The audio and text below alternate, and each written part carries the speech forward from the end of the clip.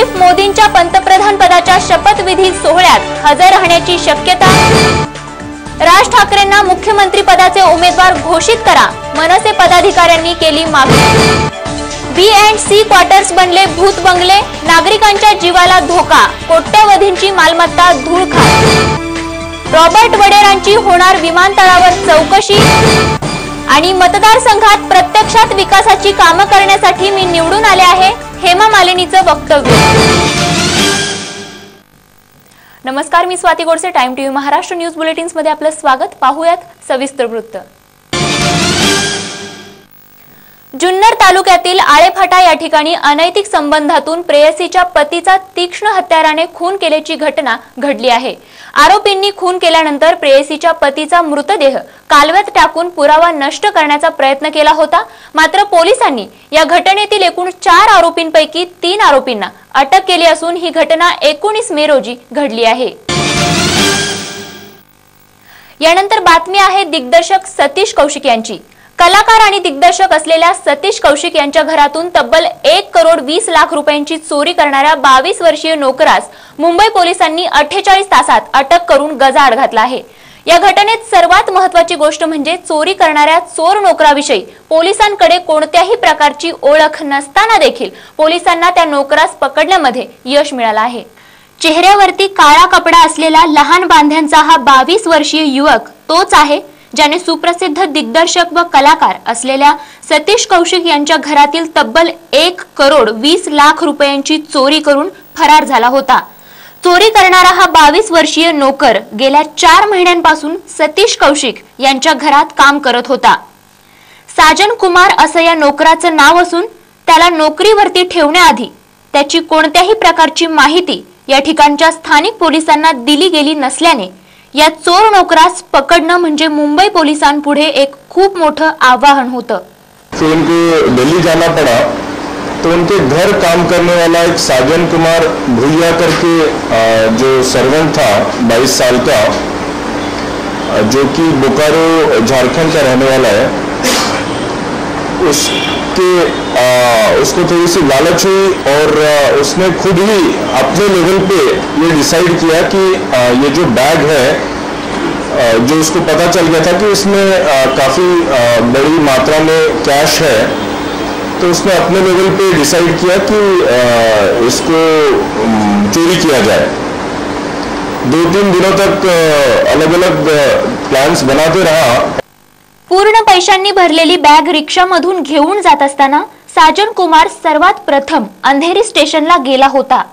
त्यानंतर त्याला बोकारो झारखंडला जायचं होतं, परंतु साजनने त्याचा निर्णय बदलला आणि तो त्याने चोरी केलेल्या पैशांमधून 30,000 रुपयांचा मोबाईल आणि कपड्यांची खरेदी करण्यासाठी म्हणून चोरी केलेली सर्व रक्कम एका हॉटेलमध्ये ठेवून कुर्ला गोवंडीमध्ये फिरण्यासाठी गेला होता।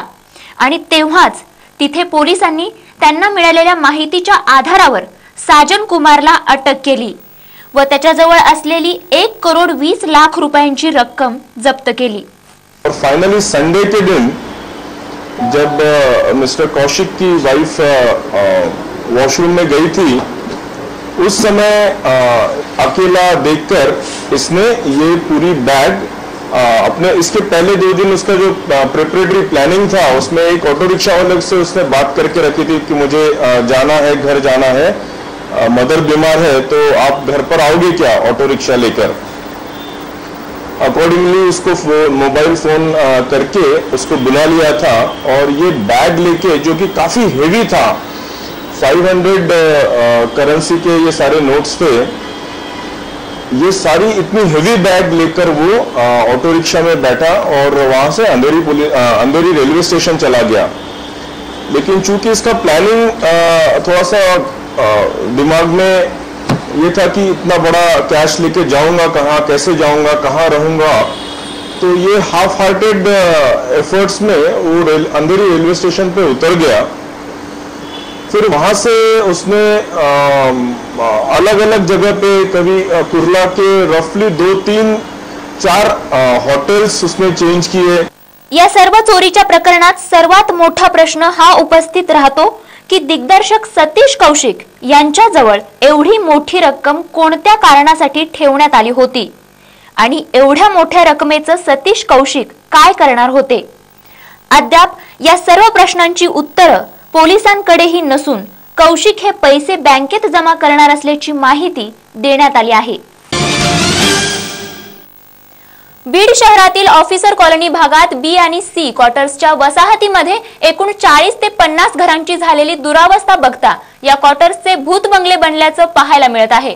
घरांची झालेली पडझड बघता पडझड झालेल्या घरांमुळे परिसरातील नागरिकांच्या जीवाला देखील धोका निर्माण झाला असून या ठिकाणची जिल्ह्यातील विकासाची कामं करणारे सार्वजनिक बांधकाम विभाग हे अजून कोणत्या दुर्घटनेची वाट बघत आहेत असा प्रश्न या ठिकाणच्या नागरिकांसमोर निर्माण झाला आहे. शासकीय अधिकारी कर्मचाऱ्यांसाठी सार्वजनिक बांधकाम विभागाकडून निवासस्थाने उभी केली जातात. कोट्यवधींचे हे निवासस्थान मात्र केवळ दुर्लक्षाअभावी मातीमोल ठरत आहेत. असाच काहीसा प्रकार ऑफिसर कॉलनीतील क्वार्टर्स कडे पाहून लक्षात येतो. परिसरात 40 ते 50 घरं असून देखील त्यांची अत्यंत दुरावस्था झाली आहे आणि घरं पडल्याने त्या घरांमध्ये आणि त्यांच्या छतावर झाडं उगवली आहेत. परिणामी भूत बंगल्यांशिवाय दुसरा प्रत्यय इथे येत नाही. परिसरातील रस्त्यांची देखील अशीच काहीशी दुरावस्था या ठिकाणी पाहायला मिळत आहे. जिल्ह्यातील विकासाची कामं करणारे सार्वजनिक बांधकाम विभाग नेमके कोणाचा विकास कशा प्रकारे करत आहे हे एक खूप मोठं प्रश्नचिन्ह आहे. हेच या निमित्ताने उपस्थित करावं वाटतं की अधिकारी कर्मचाऱ्यांच्या निवासस्थानांची झालेली दुरावस्था शासनाच्या तिजोरीवर खर्च देणारी ठरत असली तरी देखील शहरात येणारे अधिकारी कर्मचारी या दुरावस्थेमुळेच किरायाने राहणेच पसंत करतात की काय? ऑफिसर कॉलनी नाव आहे तिचं. काही घरामध्ये भिंती पडलेल्या आहेत. पाऊस पडला की सगळं घरामध्ये पाणी येते. साधं दारामध्ये फटाका वाजला तरी घराच्या भिंती दरदर हालतात. दारामध्ये सारे मोकार पोरं बसलेले असतात. चिडीमार पथकाची गाडी येऊन गेली तरी ते अर्धे इकडून मुलं पळतात, तिकडून अर्धे पळतात, ते पण काही करत नाहीत. अजून झाडताना सकाळी जर झाडलं तर जमिनीला घर माती नुसते घरामध्ये पडते. त्यात विंचू निघतात, साप निघतात, पिले निघतात सापाचे. रोज भीती वाटते ते झाडाला सुद्धा. ऑफिसर कॉलनीमध्ये पाणी पण येत नाही. बायकांनाच जास्त प्रॉब्लेम असतो. झाडून झुडून काढायचा, फरशी ते पुसायचे. सगळं फरशी पुसायला गेलं पाणी जर सांगण्यात केले की विंचू निघतात त्याच्यातून. एवढं प्रॉब्लेम असताना तरी आमची ह्या गरज असल्यामुळे आम्ही राहतो.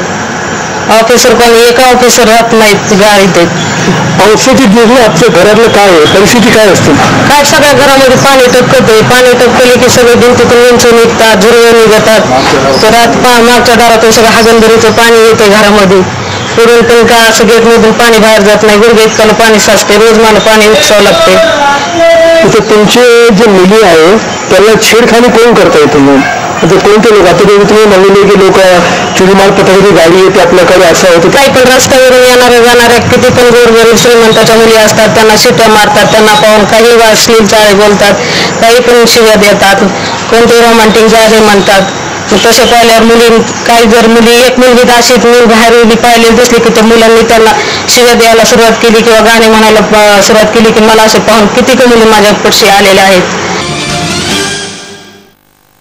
पाकिस्तानचे पंतप्रधान नवाज शरीफ यांनी भाजपाचे पंतप्रधान पदाचे उमेदवार नरेंद्र मोदी यांच्या होणाऱ्या शपथविधी सोहळ्याचं आमंत्रण स्वीकारलं असून सूत्रांनी दिलेल्या माहितीनुसार या शपथविधी सोहळा कार्यक्रमासाठी नवाज शरीफ भारतात उपस्थित राहण्याची शक्यता वर्तवली जात आहे.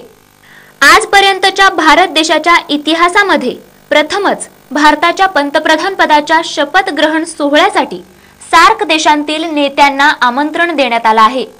26 मे रोजी नरेंद्र मोदी यांचा शपथविधी कार्यक्रम आयोजित करण्यात आला आहे. तसंच पाकिस्तानचे पंतप्रधान नवाज शरीफ हे या शपथविधी सोहळ्यासाठी नवी दिल्लीत दाखल होण्याची शक्यता वर्तवण्यात आली असली तरी अद्याप पाकिस्तानकडून याबाबत औपचारिक घोषणा झालेली नाही. राष्ट्रपती भवनच्या प्रांगणात नरेंद्र मोदी यांचा शपथ ग्रहण सोहळा आयोजित करण्यात आला आहे. तसंच या सोहळ्यासाठी एकूण 3000 जणांना आमंत्रण देण्यात आलं आहे. मनसे अध्यक्ष राज ठाकरे यांना राज्याच्या मुख्यमंत्री पदाचे उमेदवार म्हणून घोषित करा अशी मागणी मनसे पदाधिकाऱ्यांकडून करण्यात आली आहे. मनसे पदाधिकाऱ्यांकडून करण्यात आलेल्या या मागणीमध्ये नरेंद्र मोदींप्रमाणे राज ठाकरे यांनी देखील राज्याचं नेतृत्व स्वीकारावं असं या पदाधिकाऱ्यांचं म्हणणं आहे. मनसेला लोकसभा निवडणुकीत मिळालेला दारुण पराभव आणि त्यानंतर मनसेने घेतलेली चिंतन बैठक या सर्व पार्श्वभूमीवर राज ठाकरे 31 मे रोजी मुंबईतील सोमय्या मैदानात जाहीर सभा घेणार आहेत आणि या जाहीर सभेमध्ये आपली भूमिका मांडणार असल्याची माहिती सांगण्यात आली आहे। तर तिथेच मनसेचे पदाधिकारी राज ठाकरे यांनी राज्याचं नेतृत्व करावं अशी इच्छा व्यक्त करत राज ठाकरे हे राज्याचे नेतृत्व करण्यात सक्षम असल्याचं म्हणत राज यांचं नाव मुख्यमंत्री पदाचे उमेदवार म्हणून घोषित करावं अशा मागण्या करत आहेत। सोनिया गांधी यांचे जावई असलेल्या रॉबर्ट वडेरा यांची विमानतळावर आता चौकशी होणार आहे, कारण आता नरेंद्र मोदी यांच्या नेतृत्वाखाली लोकसभा निवडणुकीत विजय मिळवणारं एनडीए लवकरच अस्तित्वात येणार असून काँग्रेस अध्यक्षा सोनिया गांधी व त्यांचा जावई रॉबर्ट वडेरा यांना मिळणाऱ्या सगळ्या सोयी सवलती आता काढून घेण्यात येण्याची शक्यता वर्तवण्यात येत आहे। भाजपाचं सरकार आल्याने आता सोनिया गांधी सत्तेत असताना त्यांच्या जावयाला ज्या सुविधांची उपलब्धता होती त्या सर्व सोयी सुविधा आता बंद होणार आहेत। त्यामुळे आता याची सर्वात प्रथम सुरुवात विमानतळावरून होणार असल्याचं दिसत आहे। मिळालेल्या माहितीनुसार विमानतळावर होणाऱ्या चौकशीपासून रोखल्या गेलेल्या काही खास प्रवाशांच्या यादीतून रॉबर्ट वडेरा यांचं नाव सध्या काढून टाकण्यात आलं आहे। सुप्रसिद्ध अभिनेत्री हेमा मालिनी या मथुरामधून निवडून आल्या आहेत। हेमा मालिनी यांनी निवडून आल्यानंतर असं वक्तव्य केलं आहे की मी केवळ सुंदर सुंदर साड्या घालून फोटो काढण्यासाठी निवडून आलेली नाही, तर प्रत्यक्षात मतदारसंघात विकासाची कामं करण्यासाठी निवडून आले असल्याचं वक्तव्य हेमा मालिनी यांनी केलं आहे। बॉलिवूड मधील सुप्रसिद्ध अभिनेत्री तसंच राज्यसभेच्या खासदारकीचा अनुभव असलेल्या हेमा मालिनी यांनी त्यांना मथुरामध्ये मिळालेल्या विजयाबाबत बोलताना असं म्हटलं आहे की मला टीकाकारांना टीका करण्याची एकही संधी विरोधकांना अजिबात द्यायची नसून प्रत्यक्षात मतदारसंघात मला विकासाची कामं करायची आहेत। तसंच विशेष करून मला महिलांच्या सुरक्षेवर अधिक भर देण्याकडे लक्ष द्यायचं आहे असंही त्यांनी म्हटलं आहे। या न्यूज बुलेटिन्स मध्ये जाता जाता पुन्हा एक नजर टाकूयात आजच्या हेडलाईन्सवर।